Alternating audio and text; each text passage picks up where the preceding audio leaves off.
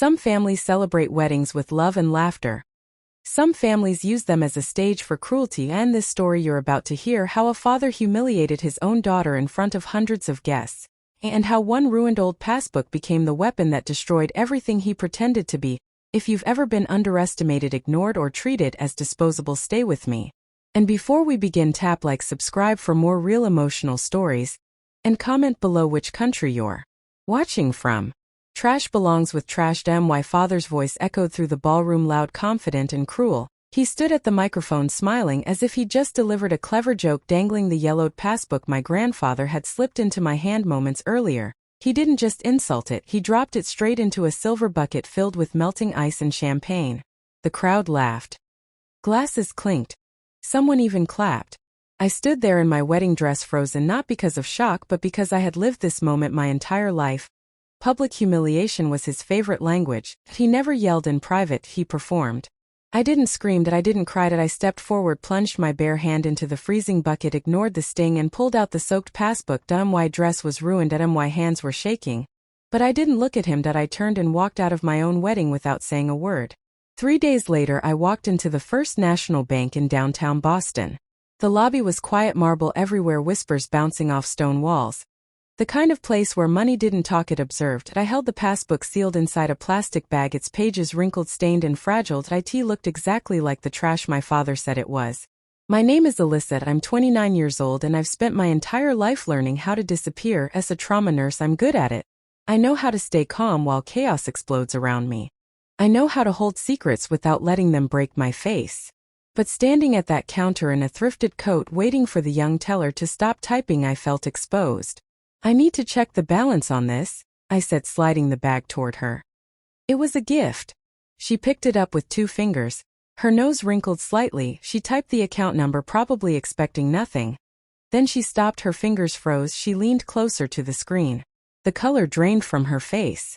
"Ma'am," she whispered. "Please wait here, do you not leave." She didn't press an alarm, but she might as well have. Within seconds, the branch manager and a man in a tailored suit rushed toward me. They didn't look at my clothes. They looked at me like I didn't belong on the floor. "Miss Mercer," the man said gently. "We've been waiting a very long time for this account." They led me through a steel door into a private room that smelled like dust and old paper. I sat alone, heart pounding, and suddenly I wasn't there anymore. I was 12 years old, kneeling on my father's hardwood floor. Scotch soaked into the rug, he'd spilled it on purpose. The rule was simple: girls clean, boys conquer. My brother laughed from the couch, feet on the table I'd polished. "You missed a spot, Alyssa," my father said calmly. That he liked an audience. He liked watching the light leave my eyes. When my grandfather tried to help me up, my father snapped. "Touch her and I'll put you in a state home so fast you won't pack your pills." I scrubbed until my hands bled. That was the day I learned my value was measured by what I could endure. The vault door clanked shut, pulling me back to the present. I opened my eyes. I wasn't that girl anymore. I was the woman holding the match. And when the bank finally placed the file in front of me, I realized my father hadn't just humiliated me at my wedding, he had unknowingly handed me the key to his own destruction. The director sat across from me and opened a thick folder filled with documents older than I was. He adjusted his glasses and spoke carefully, like every word carried weight. "Your grandfather didn't open a regular savings account," he said. "In 1982 he established a Totten Trust. He was one of the earliest private investors in Apple and Microsoft. Every dividend was reinvested untouched for 40 years. He turned the folder toward me. The number sat there, plain and final. $12,400,000. For a moment I couldn't breathe. I thought about my father laughing into the microphone. Thought about him calling this fortune trash and dropping it into ice like it was nothing. He had held $12 million in his hand and thrown it away because he was too arrogant to look inside. "Is anyone else listed on the account?" I asked. My voice didn't shake. He sounded clinical, like I was reading a chart. "No," the director said. "It's entirely yours." I touched the ruined passbook. It wasn't just money. It was proof. Proof that my grandfather had seen me when no one else did. Proof that my father had been wrong about me my entire life. And for the first time I understood something clearly. Money wasn't power. It was leverage. That night I went home to my husband Luke. He was sitting at the kitchen island surrounded by spreadsheets, his laptop glowing like a warning light. Luke isn't just a data analyst, he specializes in finding what people try to hide. It's not an empire, he said quietly, turning the screen toward me. It's a house of cards. I expected wealth. Instead, I saw red numbers everywhere. The Newport mansion entered foreclosure 3 weeks ago, he continued. The family trust is empty. He's been cycling the same $50,000 through shell accounts to fake liquidity. And Alyssa, he's being audited. The IRS sent a deficiency notice last month. My father wasn't powerful. He was desperate. My phone rang. His name flashed across the screen. I put it on speaker. Alyssa, he said confidently. I've been thinking about your grandfather's cottage. I'll handle the sale. You don't understand property management. He didn't want to help me. He wanted liquidity. I'm not selling, I said. Silence. Then his voice dropped sharp and cold. That old man was incompetent when he signed that deed. If you don't transfer it by Friday, I'll sue you for elder abuse. I understood perfectly. He was drowning. And drowning men grab whatever they can reach. What my father didn't know was that every threat he made, every lie he told was pushing him closer to a trap he would walk into smiling. And in the next part, one let him believe I was still afraid. I waited a full day before calling him back. Silence does something powerful. It gives desperation room to grow. Luke and I didn't spend that day panicking. We prepared. When I finally dialed my father's number, my hands were steady, but my voice wasn't. I brought back the girl he remembered. The obedient one, the afraid one. Dad, I whispered when he answered. I'm sorry. I didn't know what to do. His breath eased on the other end. Good. He was listening. You should be sorry, he snapped. But the venom was weaker now. It's not just the cottage, I said softly. I went to the bank. That passbook, it wasn't empty. The silence this time was different. He didn't breathe. How much? He asked. The greed slipped through like oil. 12 million, I said, letting my voice crack. But I think I'm in trouble. They started talking about audits and taxes. I don't know how to hide it. I handed him exactly what he believed about me. That I was weak. That I was stupid. That I couldn't handle power. And I handed him exactly what he needed. Liquidity. Listen carefully, he said, instantly transforming from predator to savior. Don't talk to lawyers. Don't sign anything. You bring everything to me. I'll shelter it under the family trust. I'll protect you. Protect me.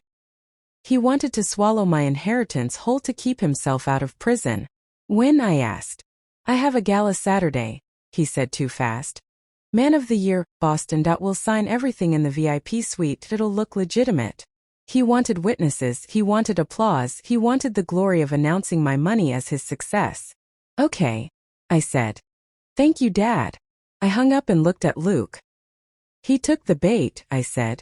Luke nodded, already printing the documents we would actually present. Not transfer papers. Not power of attorney. An affidavit of sole liability. My father thought he was rescuing a helpless daughter. He didn't realize he had just invited the executioner to his own celebration. And when the lights came up at that gala and my father stepped onto the stage smiling, he had no idea the papers he signed were about to end everything. The Man of the Year gala glittered like a shrine to ego, crystal chandeliers. Hushed laughter. Expensive perfume masking rot. I arrived 5 minutes before 8. Not early. Not late. Controlled. I wasn't wearing the beige clothes my father preferred. I wore red. Structured. Sharp. Visible. Hunter was already drunk near the bar, laughing too loud to impress people who didn't care. He never saw me. He never looked at anyone below himself. My father stood near the stage, flanked by senators and donors. He looked radiant. Desperation can look like confidence when the lie is big enough. When he saw me, his smile didn't break, but his eyes tightened. He excused himself and pulled me aside near the steps. You're late, he hissed through his teeth for the cameras. Do you have it? I do, I said, handing him the blue leather folder. He grabbed it like oxygen. Is everything there? He asked, already opening it. Yes, Dad. All 12 million. Control transferred to the family trust. Just your signature. He didn't read, he didn't hesitate. He didn't wonder why the document title mentioned liability instead of assets. He saw only what he wanted. He signed. A Mont Blanc flourish sealed 20 years of fraud in ink. Go sit in the back, he said dismissively. I have an announcement. I didn't move to the back. I stepped aside, photographed the signature page and sent it. Luke received it. Attach. Upload. Submit. 3 agencies. Point 1 file. Point 1 truth. My father stepped onto the stage smiling. Ladies and gentlemen, he announced. Tonight we expand the Mercer Family Foundation with a $12 million investment in this city's future. He was confessing. My phone buzzed. IRS CID confirmation received. Behind him the massive screen flickered. The foundation logo vanished. Replaced by a Department of Justice seal. Federal asset seizure in progress. The applause died mid-breath. My father turned confused. Then pale. The doors burst open. Agents flooded the aisle. Richard Mercer, the lead agent said. Step away from the podium. My father clutched the microphone. Do you know who I am? Yes, the agent replied. You're the sole trustee who accepted responsibility for 20 years of unreported offshore accounts. He turned toward me. She tricked me, he shouted. My daughter. Handcuffs snapped shut. Cameras flashed. The empire collapsed in under 30 seconds. I thought it was over then. But that night still had one more monster waiting behind a locked door. The VIP suite door slammed shut behind us. The lock clicked loud enough to echo. Hunter stood there breathing hard. Sweat soaked his collar. His eyes were wild. Not drunk anymore, just exposed. You ruined everything, he said, voice shaking. It was already ruined, I replied. The money never existed. That's when he snapped. He grabbed a serrated steak knife off the catering cart. His hand shook, not rage, fear. This was the moment where family masks fall off. Where entitlement turns feral. Luke stepped in front of me. Open the door, Hunter. Hunter lunged. There was no choreography, no heroics. Just instinct. Luke caught his wrist. Twisted.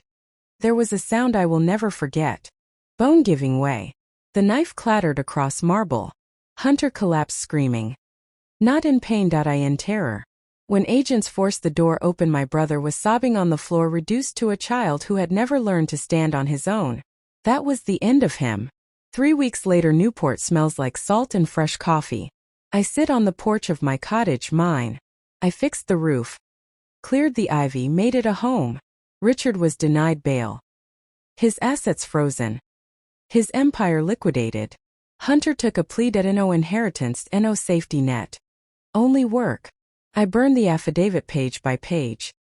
Not in anger. In release. Luke sits beside me. The trust transfer is complete, he says.